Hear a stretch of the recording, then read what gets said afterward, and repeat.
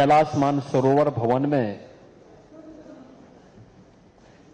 आज यहां पर कैलाश मानसरोवर की यात्रा में जा रहे पहले जत्थे की आज हम यहां से उनकी यात्रा का शुभारंभ का किट उन्हें उपलब्ध करवा रहे हैं।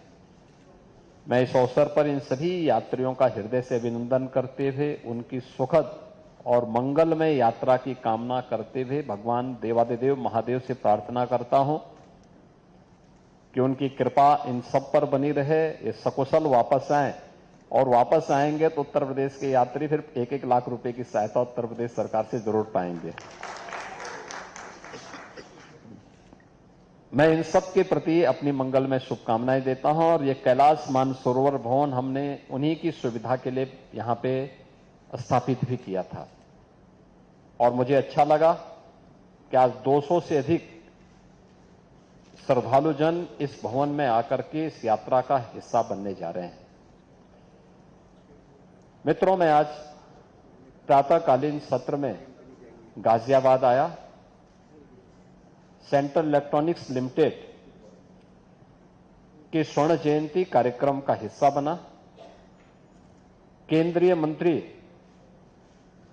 डॉक्टर जितेंद्र सिंह जी के साथ हम लोगों ने एक डाटा सेंटर का भी, ग्रीनफील्ड डाटा सेंटर का भी यहां पे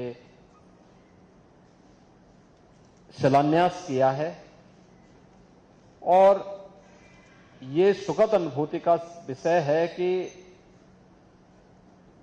सीईएल जो पहले घाटे का एक पब्लिक सेक्टर का प्रतिष्ठान बन चुका था, जिसका डिसइन्वेस्टमेंट होने जा रहा था,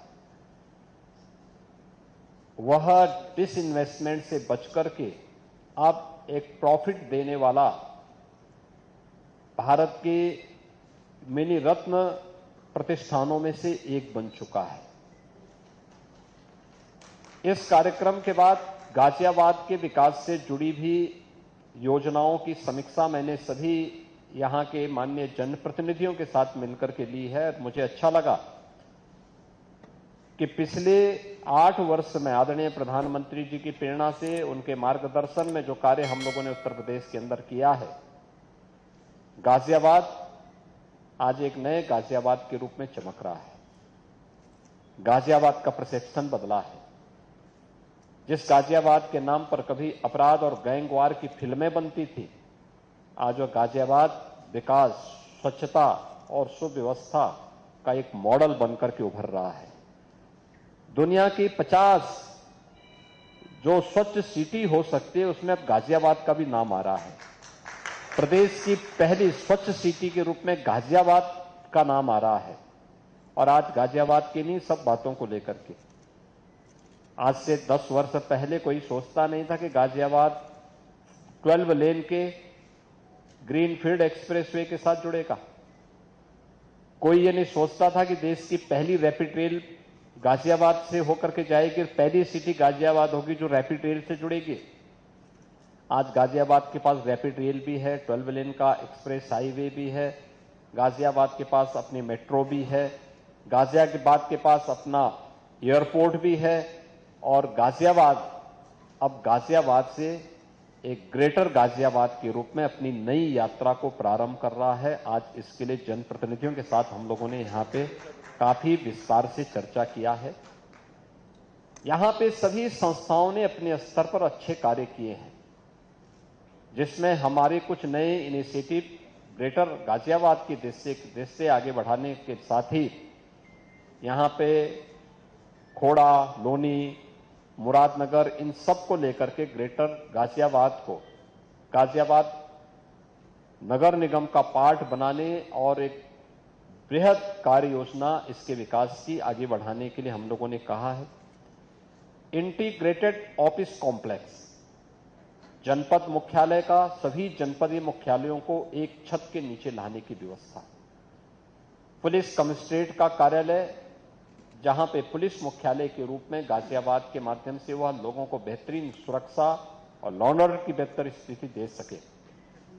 बाबा दुग्धेश्वर नाथ मंदिर के कॉरिडोर के निर्माण की कार्रवाई हो या फिर यहां के विकास और बुनियादी सुविधाओं से जुड़े हुए वे सभी कार्यक्रम, जैसे बीसीसीआई यहां पे बहुत पहले स्टेडियम बनाने के लिए एक लैंड ली थी, काम नहीं आगे बढ़ पाया।